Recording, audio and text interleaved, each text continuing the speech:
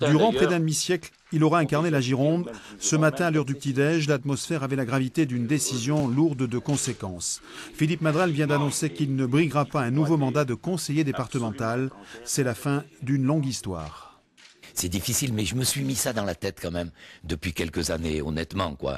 J'ai pas divulgué ça, mais au niveau familial et quelques amis, même quelques politiques, je crois qu'il faut quand même être honnête vis-à-vis des électeurs. Je pense que je suis arrivé à un âge politique raisonnable.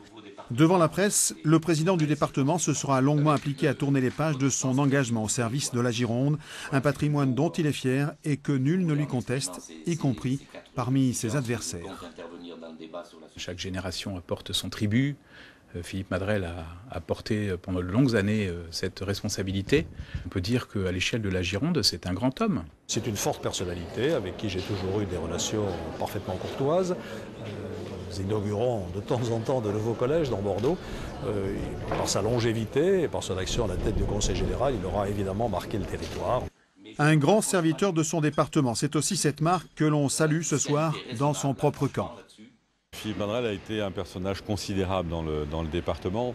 Vous savez, quand vous sillonnez les communes de la Gironde, elles ne seraient pas ce qu'elles sont, avec tout ce que nous aimons d'elles, s'il n'y avait pas eu Philippe Madrelle. Donc ça a été quelqu'un qui a construit la Gironde pendant toutes ces années. Ce soir, le boxeur aux multiples victoires électorales a décidé de descendre du ring tout en prévenant ses adversaires.